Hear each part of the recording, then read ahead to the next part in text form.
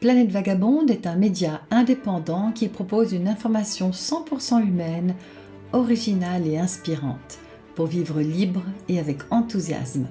Merci de donner de la valeur à mon travail et de me soutenir en adhérant à mon média pour 9 francs par mois seulement.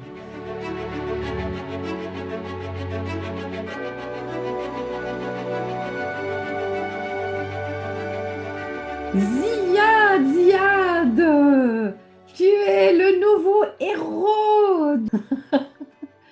Je C'est sais pas trop, mais ouais, ok. Oh là là! Bon, je vais te présenter. Je vais te présenter. Tu es donc franco-tunisien. Tu es un jeune cuisinier qui travaille à Mi, dans une cantine scolaire en Suisse. Tu as Oui, également eu un parcours dans ton enfance suffisamment douloureux pour que tu aies envie de consacrer en tout cas tes exploits aujourd'hui à amener de la visibilité sur l'enfance maltraitée. Et tu avais un rêve qui était celui de gravir l'Everest et tu viens d'accomplir ton rêve. On en a parlé sur Planète Vagabonde il y a quelques mois pour te soutenir c'est ça. dans ton aventure parce que nous, on soutient, j'ai cœur à soutenir les êtres qui ont besoin de prendre de la hauteur et à s'élever. Et merci Ziad, tu nous as emmenés sur le toit du monde et j'aimerais donc que tu nous racontes cet exploit. Tu as donc été, je crois, le 14 mai, si je ne me trompe pas, c'était Le, le 18. le On 10 était sur le sommet le 18 au matin, ouais. Ouais. à Bah, 848 mètres. Alors, maintenant, je te laisse me raconter tout ce que tu veux, en fait. Vas-y, tu as carte blanche. eh bien, écoute, oui, alors en effet, bah, moi je suis arrivé à Katmandou le 11 mai, non, le 11 avril, pardon, 11 avril. excusez-moi. Donc voilà. Mais du coup, j'ai pu découvrir Katmandou pour la première fois de ma vie. Tout de suite émerveillé par l'endroit, je suis tombé amoureux de Katmandou. Et puis ensuite, après, bon, on a commencé l'aventure on est parti en Jeep, on a pris l'avion pour aller à Lukla. Ensuite, on a entamé un trek de 10 jours jusqu'au camp de base. Donc, tous les jours, on avait une étape. Et puis, on a traversé toute la vallée du Kumbu, euh, une vallée extraordinaire, tellement il y a de choses à voir. Donc déjà, là, il y a l'aventure qui commence. Et puis, on arrive après 10 jours de marche où on monte, on prend quand même assez d'école, on monte jusqu'à 5000, après on redescend, ensuite après on monte à 5004, on redescend, on remonte. Voilà, c'est vraiment une belle aventure déjà qui commence, un beau trek, Dis-moi je juste, conseille. avant que tu ailles plus loin, comment tu as, parce que comment est-ce que tu as réussi à te financer? Parce que tu es vraiment quelqu'un qui roule pas sur l'or, tu Oui. es modeste. Dis-nous juste comment tu as réussi à t'offrir ce rêve déjà d'un point de vue financier. Eh bien, écoute, c'est simple. Moi, j'ai tout essayé. C'est simple.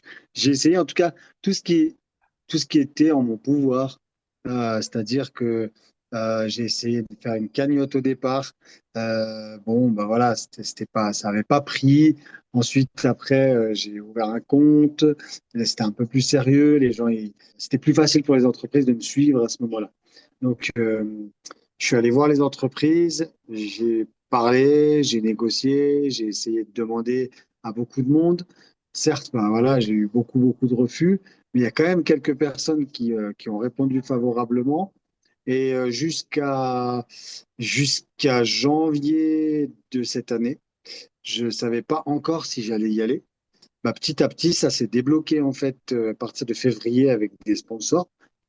Et j'ai enfin su que je pouvais y aller ouais, début février. Revenons à, Revenons au trek. voilà, revenons au trek. Donc voilà, on arrive enfin après un trek de 10 jours au camp de base, puis là où on reste quelques jours pour acclimatation à 5300. Et on redescend un peu plus bas quelques jours après. On fait un sommet qui s'appelle le Boucher, qui est à 6119 mètres pour s'acclimater. Donc j'ai eu la chance de faire un 6000 en plus. Donc voilà. Et on remonte du coup au camp de base, Quand tu où dis là, on prend on, quelques... pardon, quand tu dis on, de qui tu parles? Ah, Yann et moi. Yann, c'est mon guide. Alors, il n'est pas Sherpa, il est Magar. Et il est guide de haute montagne. Et c'est quelqu'un qui, ben, avec moi, il vient de faire son quatrième Everest. Et il a fait 2 fois le Manaslu. Donc, c'est quelqu'un qui est très expérimenté, très, très fort, très intelligent. Et on est ensemble depuis que je suis arrivé à Katmandou. D'accord. Donc, on ne s'est pas lâché une seule fois et on a passé vraiment 2 mois d'aventure ensemble. Donc, après ce loup bouché, on revient à Everest, Base Camp. Et puis là, on commence la rotation d'acclimatation. Donc, on est monté camp 1, ensuite camp 2, ensuite on a touché camp 3 à 7000, presque 500 mètres. Et puis on est redescendu camp 2, camp de base. Donc ça, c'est la rotation d'acclimatation. Et ensuite, à partir de là, on a eu environ 6 jours où on a attendu la bonne fenêtre de météo. Il faut savoir que cette année, la fenêtre météo, elle était ultra courte, mais vraiment. Donc, on est monté, on est arrivé, on a fait en sorte d'arriver pour le sommet le 18 mai. C'était la journée, quasiment la seule journée où il a fait la plus belle météo, en fait. Donc, il y avait un monde un peu ce jour-là, mais on est arrivé quand même au sommet ce matin du 18 mai. Ouais. Alors qu'est-ce que tu as ressenti en posant le pied sur le toit du monde et en réalisant ton rêve de Ziad? Qu'est-ce que tu as ressenti en étant là en haut? Eh bien, ça va tellement vite qu'on n'a pas le temps de réaliser qu'on est en haut, en fait.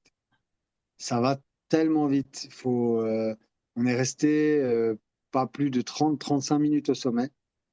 Ça va vite Et parce que ça se passe vite parce qu'il y a des gens qui font la queue, c'est ça, et puis non, non, non? non, pas vraiment. On a l'espace nécessaire malgré les personnes qu'il y a au sommet à ce moment-là. On arrive, on regarde un peu, certes, mais ça dure pas très très longtemps. C'est histoire de quelques secondes. Puis ensuite, après, on déploie un petit peu nos drapeaux. On a besoin de Oui, mettre à d'ailleurs, l'honneur nos sponsors. merci Ben, d'avoir ça me fait plaisir, écoute. merci d'avoir porté le logo de Planète Vagabonde sur le toit du monde. Vraiment, Mais c'est un plaisir. tout un symbole pour le petit média que je représente qui, euh, qui souhaite ben, justement inspirer ses lecteurs et moi la première à nous élever, à prendre de la hauteur et à prendre de l'altitude dans tous les cas de figure, dans tous les contextes de l'existence. Donc merci Ziad. Eh ben, écoute, c'est un grand plaisir. Merci à toi, merci infiniment parce que bah, tu m'as suivi dès le départ et puis tu m'as laissé une Bon, chance de m'exprimer et ça, c'était rare, j'ai cru vraiment. en toi. Donc, Donc, voilà. dis-moi juste, Donc, Yann, pourquoi alors ça passait tellement vite? J'ai pas compris pourquoi eh bien, bah, c'est simple parce qu'en fait, bah, il y avait quand même pas mal de sponsors. Ensuite, après, bah, faut faire les vidéos, la photo. Il y avait tout un tas de choses à faire pour Ah, remplir ma mission auprès de chacun. Donc au final, une fois que tu as rempli ta mission auprès de chacun, tu ah. n'as quasiment pas de temps pour toi profiter, mais je profite quand même parce que je suis là-haut, je sais que je suis là-haut à ce moment-là, on est au sommet, on a une vue incroyable, il fait un temps excellent. Yann aussi avait besoin bah, forcément de faire énormément de photos avec tout ce qu'il a représenté au sommet. Donc on s'est relayé, une fois lui, une fois moi, et du coup, bah, la première mission, c'était celle-ci. Et ensuite, faut descendre parce que ça va vite et c'est impératif de descendre parce que on a calculé l'oxygène de manière à ce qu'on ne reste pas très longtemps là-haut. Mais je pense que 35 minutes, c'est déjà pas mal. Et puis, ouais, on est sur le toit du monde, quoi. Tu vois, comme a dit un ami à moi, on est au-dessus, on arrive à regarder 8 milliards de personnes. Et Ah ouais. et Ça, on c'est n'est pas pas mal beaucoup quand à le même, faire. être au-dessus de la masse, au-dessus de tous les... C'est ça. C'est vrai. Donc, voir des choses incroyables, ce que la Terre nous a montré, enfin vraiment ce que cette planète nous a montré à cette hauteur-là. On était enfin, je te fais un exemple, on était à 8500 mètres et c'est la première fois de ma vie où je vois une Terre coupée en deux entre le jour et la nuit, un soleil qui se lève et une pleine lune. Et tu te dis, enfin, c'est juste incroyable. C'est vraiment coupé en deux, jour, nuit, lune, soleil. Et toi, tu es en train de vivre un moment juste des plus incroyables que j'ai jamais vécu de ma vie. Et tu t'arrêtes et tu contemples ce moment et tu dis, ah ouais, ok. Donc moi, je suis en train de vivre un truc pareil, quoi. Donc au-delà du sommet, au-delà de la mission, tu as quand même tout le parcours, toute l'ascension, tu en as plein les yeux à chaque fois. Et puis, c'est juste incroyable cette montagne. Quel a été pour Ouais. toi le moment le plus difficile dans ton ascension ou dans la descente? La descente. Ah ouais, raconte. Ouais, la descente. Alors, faut savoir que j'ai, j'ai pas dormi, pas une fois. Donc, t'as pas Bah dormi écoute, c'est pendant simple, combien de nuits? 5 nuits. Oh, ok, voilà, merci. Donc, on est quand même arrivé au sommet malgré ça. Mais le plus difficile a été la descente en étant dans un état de fatigue extrême. Et, mais voilà. Mais bon, on est arrivé quand même. Mais donc tu as quand même eu des problèmes d'engelure, raconte-nous ça. Eh bien oui, on est monté quand même, on est parti du camp 4 vers 20 heures. Donc on a grimpé de nuit, toute la nuit on a grimpé. Et ben, il y avait quand même pas mal de monde, étant donné que c'était la plus belle fenêtre météo. Et on a quand même pas mal attendu suivant les portions. Et le froid, il était tellement intense que mes pieds ont gonflé. Par exemple, j'avais plus d'espace dans mes chaussures. Et du coup, le froid s'est emparé un petit peu de mes pieds. Et malgré que j'essayais de bouger, etc., j'ai eu bien, bien froid. Et du coup, voilà, enfin, j'ai commencé à avoir des engelures aux pieds. Je l'ai su quand on est redescendu, parce que j'ai enlevé mes chaussures une fois dans la tente. Et les mains ont été engelurées aussi.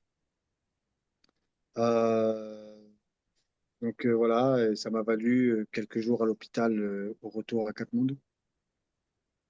Et donc, Ouais. c'est-à-dire qu'il y en a d'autres qui ont souffert d'engelures comme toi, vu que vous étiez nombreux à attendre dans le froid. Certainement, oui, oui, bah, j'en ai vu, j'ai entendu en tout cas certaines personnes avoir des engelures. J'ai rencontré une alpiniste russe, une jeune femme qui, elle, malheureusement, a eu les engelures de type 3 euh, sur la quasi-totalité de ses doigts de la main. Donc, ça lui vaudra, en tout cas, je crois, 6 ou 7 amputations de doigts. Donc, voilà, moi, j'ai juste la chance, mes doigts ont guéri sur la plupart. Il m'en reste juste un, faudra couper. C'est vrai? Voilà. Ouais, Encore ouais, c'est vrai, c'est vrai. la colle? Mais un petit bout, Oh la pas vache! beaucoup. Donc j'ai sur le doigt enfin sur la main gauche, le dernier, j'ai l'engelure là. Bah voilà, mon doigt il est mort. Bon, je vais pas vous le montrer, mais il est mort, il est noir et du coup il faudra couper ce petit bout. Oui. Ah là Mais là. voilà, ça fait partie de l'aventure. Moi j'accepte les règles de l'aventure. La montagne c'est comme ça. On- pour moi, si on fait de la montagne, il faut accepter toutes les règles. Et des fois, bah, les règles, elles jouent pas en notre faveur. Donc, mais bon, comme j'ai dit, c'est qu'un petit bout, hein, ça m'empêchera pas de vivre. Et puis, surtout, j'ai la chance, et croyez-moi que j'ai la chance de rentrer à la maison, Ouais. et ça, c'est bien. Tu reviens avec un petit bout en moins, mais avec beaucoup, beaucoup de choses en plus, apparemment. Exact. Qu'est-ce que tu retiens de cette expérience pour toi-même? Avec quoi est-ce que tu rentres de plus finalement? Oh, il faudrait beaucoup plus qu'une interview pour te dire tout ça. Mais je rentre avec énormément de choses, beaucoup de partage, de l'amitié, des rencontres, une aventure juste humaine incroyable. Avec, j'ai passé 2 mois avec une personne, mais des- j'ai eu des plus magnifiques que la terre ait porté. Euh, j'ai vécu mon aventure à mon image. On a réussi. Euh, Écoute, je suis le deuxième Tunisien sur cette planète à avoir gravi l'Everest. Ah oui, c'est Tu vrai. vois, il y a tellement quand même de choses à raconter. Est-ce que la C'est- Tunisie s'intéresse à ton cas? Ils t'ont questionné? Tu as eu des reportages dans la presse en Tunisie? Non, non, mais écoute, la Tunisie, c'est pas très rapide, mais, mais bon, tu vois, Ok. voilà. Écoute, on a espoir que ça se fasse, mais je verrai une fois que je rentrerai. Ouais. Pour D'accord. l'instant, j'ai profité vraiment au maximum de mon aventure. Oui. Pardon, Zia, dis-moi, Dis-moi. on voit beaucoup ces images évidemment obsédantes de ces longues queues leu-leu sur le toit du monde. Est-ce que toi aussi, qu'est-ce que ça t'a fait d'être dans cette foule finalement, Est-ce que ça a enlevé finalement de la beauté à l'expérience? Est-ce que ça t'a agacé ou pas du tout? Comment tu as vécu cet embouteillage au sommet? Alors, l'embouteillage au sommet, il n'y en avait pas. Mais c'était plutôt sur des portions. euh, il y a des portions où c'est assez espacé, où des fois même où on est quasiment tout seul. Et il y a des portions où ça demande un peu plus de technique. Et là, forcément, il y a des gens qui attendent. Au sommet, il y avait quand même du monde, mais c'était pas si excessif. Il y avait encore au sommet, on avait vraiment de la place, etc. Bon, il y avait du monde, on partage le sommet, évidemment. Mais voilà, ça fait partie des règles du jeu qu'il faut aussi accepter. Quand on a une fenêtre météo aussi courte que celle-ci, on est 200. Ce jour-là, on était, je crois, 215 alpinistes à se lancer à l'assaut de ce sommet. C'est énorme. Juste avant qu'en 4, je me souviens, je grimpais, il n'y avait pas personne quasiment devant nous. Puis à un moment donné, on s'arrête parce il y avait une portion un peu technique. Et puis à ce moment-là, je me retourne et je vois que derrière, il y a une queue énorme. Mais ça fait partie du jeu et Ah, moi, je l'accepte. mhm. Et ça m'enlève absolument rien à la beauté Ah ouais. du de cette montagne. Moi, je suis venu pour quelque chose. Je reste focus sur ma mission. Ma Mhm. mission, c'est d'arriver au sommet. Et puis, je pense que et moi aussi, j'ai participé à ça. Ah, Donc, pour tous les autres, ils ont dû dire la même chose. Mais si on n'accepte pas, ça marche pas. Donc, on reste focalisé sur nous, sur ce qui nous entoure de beau. Et puis, bah, les gens, bah, faites ce que vous avez à faire aussi. mm. Il en faut pour, voilà, il en faut pour tout le monde. C'est comme ça. Qu'est-ce que tu... Donc là, on se parle, tu es toujours à Katmandou, on est en train de te Oui. fêter, tu fêtes ta dernière soirée à Katmandou avant de reprendre l'avion demain matin pour la Suisse. Qu'est-ce que tu laisses de toi au Népal et avec quoi rentres-tu en Suisse? Eh bien, je rentre avec beaucoup d'histoires à raconter déjà. Je rentre avec un film. Je rentre avec bah, de nouveaux amis dans le cœur, quasiment une nouvelle famille parce que on sait qu'on va se revoir. Je vais revenir ici parce que j'ai encore plein de projets à accomplir dans ce pays. Et voilà, et je laisse ici une famille. Vraiment, je laisse ici de l'amitié. Euh, je laisse Katmandou. Bah, toi qui as été Ouais. orphelin, est-ce qu'on peut dire que tu t'es reconstitué ici une nouvelle famille? Ben, ouais, je pense, ouais. Ouais, je pense. Je pense que on a les gens avec qui j'étais m'ont laissé rentrer dans leur intimité, Mhm. m'ont laissé rentrer dans leur famille, dans leur maison, m'ont tout donné. On a partagé des ateliers, même de cuisine. J'ai appris avec eux. Euh, enfin, Qu'est-ce que tu as on a appris été ensemble tout le temps. qu'est-ce que tu as appris à J'ai cuisiner appris, par j'ai appris à cuisiner les fameux momos, une belle recette. C'est une sorte de ravioli, les momos ouais. népalais. Et quand je suis arrivé à Katmandou, j'ai voulu essayer ça. Je comprenais pas, enfin, je savais pas ce que c'était. Puis dès que j'ai goûté, j'ai dit waouh, c'est incroyable. Et j'ai pas arrêté de manger des momos pendant toute l'aventure. Donc je voulais absolument apprendre les momos. Et maintenant, je repars en Suisse avec une recette de momos au poulet Ouais. incroyable. Ok. Ouais, ouais. Donc Qu'est-ce voilà. que tu vas Et faire ouais, de ton film? On va pouvoir le découvrir où, comment eh bien, écoute, pour l'instant, on a bien avancé sur le film. Il reste encore pas mal de choses à faire dessus. Une fois fini, avant qu'il termine, j'essaierai de voir avec des salles, si des salles de ciné, si ils seraient d'accord de le diffuser. Mhm. Et puis le jour où j'ai ça, j'arrive à obtenir ça, je l'espère. Je le communiquerai à ce moment-là. Pour l'instant, je sais pas trop. Mais je ferai assez vite pour essayer de montrer assez vite le reportage. Ouais. Et tu devais résumer l'Everest en un seul mot ou en une seule phrase, qu'est-ce que tu dirais? Mythique, Mhm. vraiment. Ouais. Incroyable. On est, Yeah. euh, on est un peu moins de 7000 à l'avoir fait dans toute l'histoire, sur 8 milliards de personnes. Donc ouais, Ouais, waouh. ça vaut bien un petit bout de doigt en moins. En plus, c'est comme une blessure Exactement. de guerre, finalement. Quand tout le monde va te demander, oh, mais pourquoi? Tu diras, ah, mais parce que j'ai fait l'Everest. Waouh! C'est un beau souvenir, finalement, de C'est, cet ça exploit. enlève rien. Ça enlève rien à cette aventure. C'est pas Ouais. grave. Vraiment. Et C'est ouais, que des blessures. c'est très beau ce que tu dis. Toi qui as connu beaucoup de blessures aussi dans ton parcours, hein, des blessures aussi intérieures. C'est beau de voir cette sagesse et ce détachement cette sérénité que tu exprimes même sur des petites mutilations ou des blessures importante, c'est magnifique.